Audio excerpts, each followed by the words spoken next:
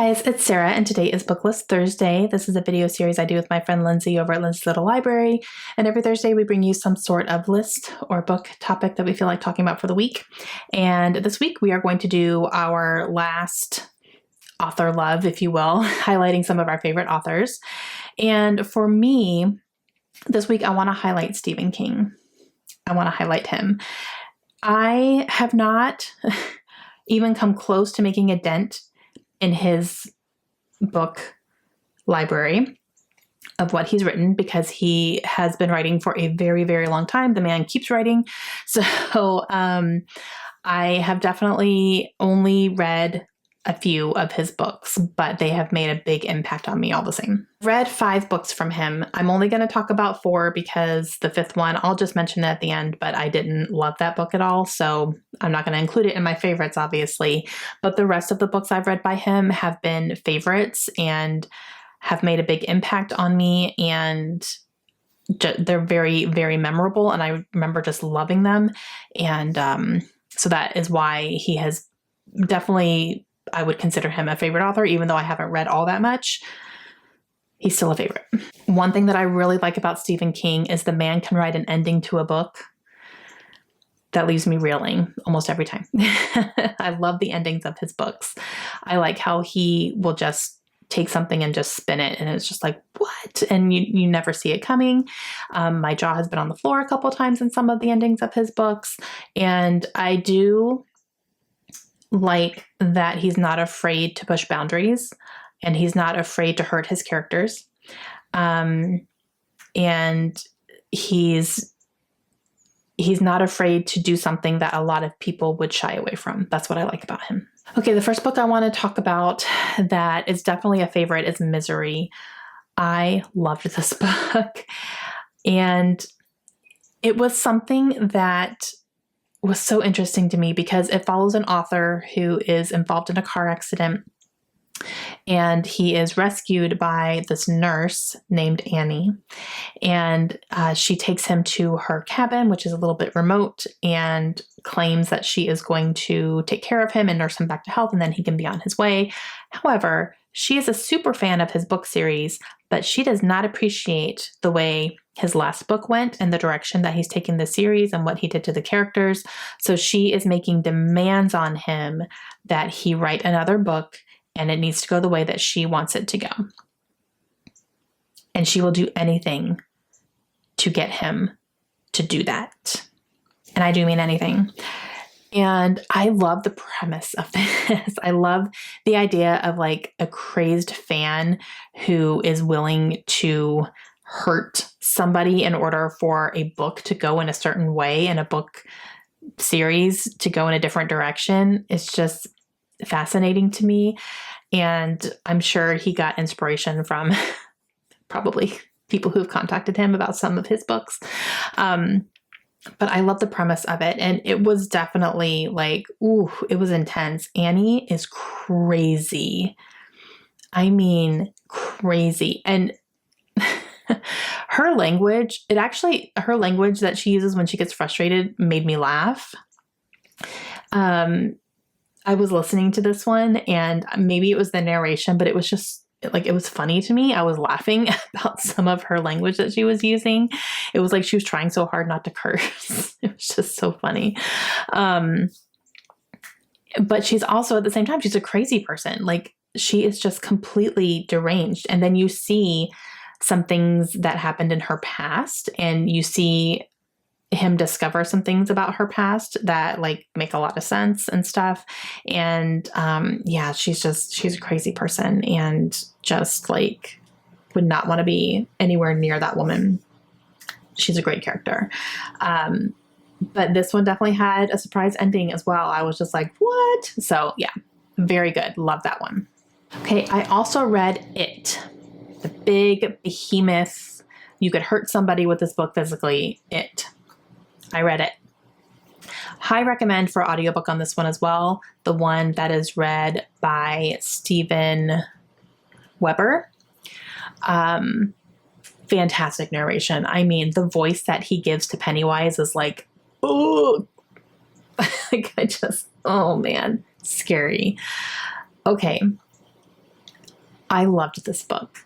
I thought it was fantastic. I love the idea of something happening to these kids, and then when they're adults, they come back and they're brought back together because of this thing.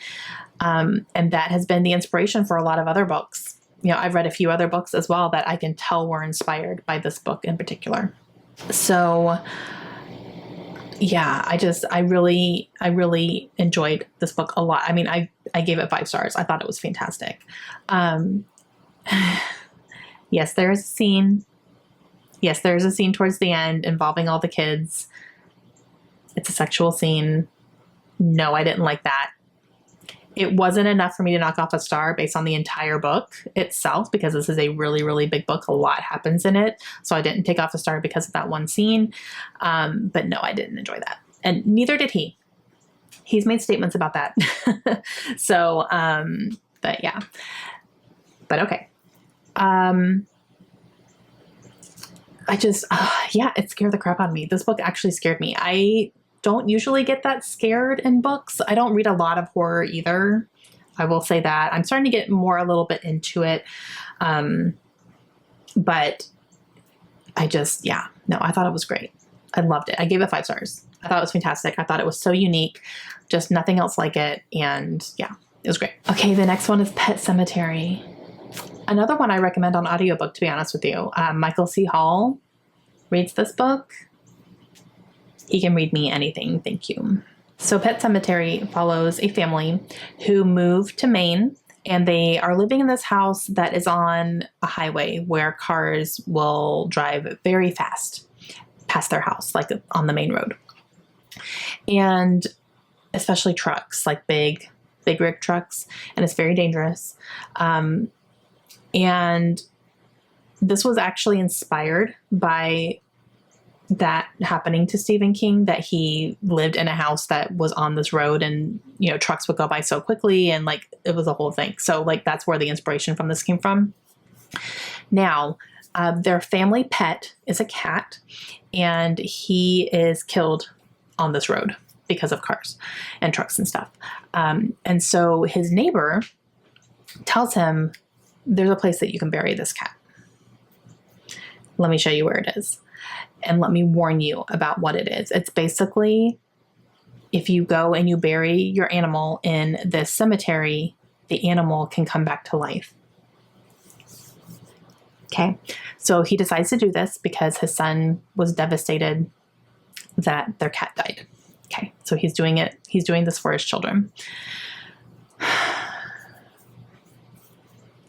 I don't want to say anything else, because I went into it really not knowing anything about Pet Sematary. And I think that's how you should do it, because more things happen, obviously. There was one element in here that I didn't fully understand or wrap my head around, and it involved a patient in a clinic. That part, I remember hearing that part, and I was like, but what does this have to do with this whole story? So I never really fully understood that part of it, to be honest. Maybe upon a reread, it would make more sense, possibly. But yeah, oh my gosh. Okay. This one was creepy, creep, like creep. There were scenes that I was physically tensing up while I was listening to it. The ending of this book, you guys, that is one, I remember exactly where I was when I hit the ending of this book. When it ended, I was like, oh, that's what we're doing. And my mouth was on the floor. I was in the middle of my closet when we were in Florida. I was putting clothes away or something, and I was like, oh my gosh. So, perfect example of a wonderful ending. Just didn't see that coming at all. So good. The last one that I want to talk about is 11/22/63. Now, this is the first book I ever read by Stephen King. I read it back in 2012. And this is not a horror book. This is actually a science fiction type. There's time travel. We meet a man who accidentally discovers that he can time travel, and he ends up traveling back to the day that JFK is assassinated, and he actually ends up meeting Lee Harvey Oswald. And since he knows what happens that day, he is trying to make it a decision if he's going to try to prevent it from happening and completely change the course of history. Now, this is a book that I want to reread. I do, because when I read it, I gave it 4 stars, and I don't really know why, because every time I think about this book, I think about how much I loved it and how interesting it was. And I don't know why I gave it 4 stars. So it's definitely one that I want to reread, because I'm sure I have forgotten 90% of the details of this book. And I don't fully remember the ending either, just because I read it in 2012. That was so long ago. So I definitely want to reread this at some point. I do have a copy of it. So I'll do that. I'll do that at some point in my life, that I will reread that one. But I do remember absolutely loving it. I think when I first read it, it was on my Kindle. So I remember I was like cleaning my house or something, and I was like reading it while I was wiping something down, because I didn't want to put the book down. So, but yeah, I loved that one as well. I always recommend it if people want to get into Stephen King, but they're afraid of the horror. Read that one, because it's really, really good. You're going to get his great writing, and it's not gory. It's, it's not a horror book. So it's definitely something different. And I really, really liked it. So yeah, that's another one that I read. And the 5th book that I read, but I don't recommend, is Gerald's Game. I really just didn't like that one. It follows a woman and a woman and her husband who play a game while they are being intimate with handcuffs. And she is handcuffed to the bed. He ends up having a heart attack and dies. And she can't escape at all. And they're in a remote place. So she's trying to get help and stuff. I just didn't like it. Yeah, I didn't like that one at all. I don't know what it was about it that I was just like, meh. So that one wasn't for me. I thought it was a little bit too weird. But I definitely want to read so much more from him. I have so much on my shelf, like my Stephen King shelf is right down here. But things off the top of my head, I have The Green Mile. I definitely want to read that. I definitely want to read The Institute. I don't own that one yet, but that's definitely one that I want to read. Hearing really good things about that. And, eventually I want to read The Stand, and I want to read The Shining and Carrie. Like I want to read everything basically that he writes. So, yeah. Okay. That's going to be it for my love of Stephen King and the books that I have read and loved and definitely recommend. And then I just want to read more from him. And I definitely have a plethora of books to choose from for sure. And I do have a little bit of a collection going. So yeah. Okay, that's going to be it for me today. Please make sure you go check out Lindsay and see which of the authors she's choosing to highlight today. I'm excited to see that. And we will see you guys again soon. If you've read Stephen King, let me know what your favorite books have been down below. I'm really interested in that if you are a Stephen King fan. Okay, talk to you soon.